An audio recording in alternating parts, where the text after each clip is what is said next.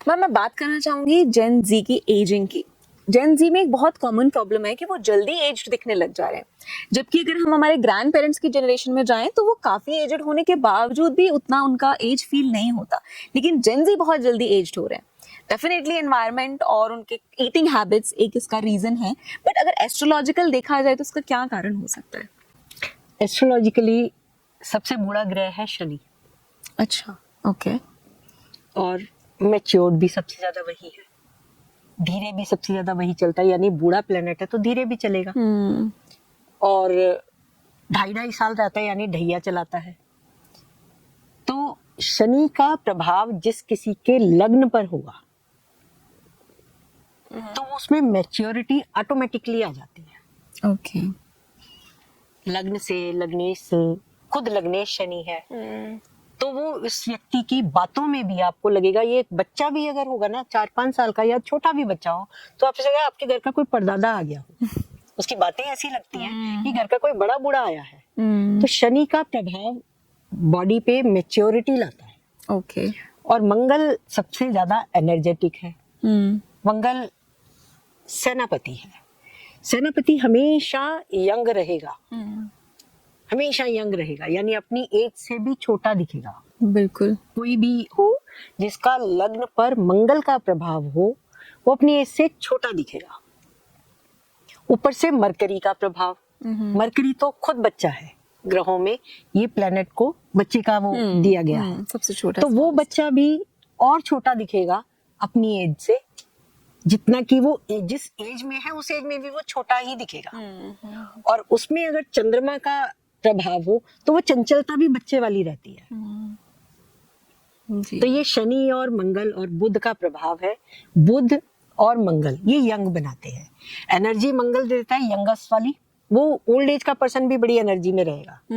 Mercury आपको young दिखाता है, हमेशा यंग दिखाता है। और सैटर्न आपको मैच्योरिटी देता है। ओके। बट एक चीज कॉन्ट्राडिक्टरी मुझे जो लगती है यहाँ पे, जेनजी में ही अगर हम बात करें तो लुक वाइज वो मैच्योर दिखते हैं, बट अगर आप उनसे कॉन्वर्सेशन करेंगे या उनके विचार जानना चाहेंगे तो वो उतने मैच्योर नहीं होते। हाँ। तो ये कॉन्ट्राडिक्शन क्यों है?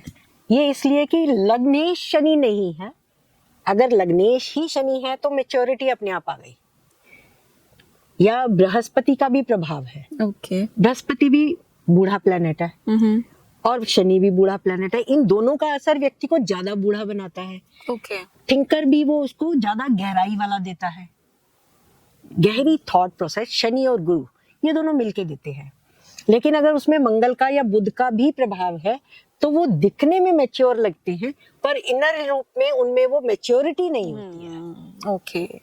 वो बातें उनकी उस तरीके से नहीं होती है। उनको लगता है इतनी उम्र हो गई है फिर भी बच्चों जैसी बातें बिल्कुल बिल्कुल। तो वो मेंटालिटी के देखने के लिए हमें थर्ड हाउस भी देखना पड़ेगा। ओके। आपकी मैच्योरिटी कैसी है, third house, fifth house, thought process कहाँ से एग्जीक्यूट हो रहा है। थर्ड हाउस आपकी सोच को बताता है और जो एग्जीक्यूशन है वो फिफ्थ हाउस है।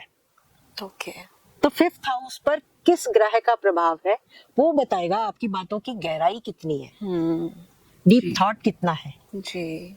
और फिर चंद्रमा भी जो यंग है वो अगर वृश्चिक राशि में है तो बातों की गहराई बहुत ज्यादा, आप उस व्यक्ति के मन की सोच भी नहीं सकते वो क्या सोच रहा है, उसके मन में क्या चल रहा है, आप उसके सामने बैठकर भी नहीं सोच पाओगे। ये मंगल गहराई देता है क्योंकि मंगल की राशि में चंद्रमा आ गया और वो उसकी नीच राशि है। ओके। चंद्रमा की तो मानसिकता गहराई में चली गई। और मंगल की वृश्चिक राशि यानी स्कॉर्पियो काल पुरुष के भी अष्टम भाव की राशि है।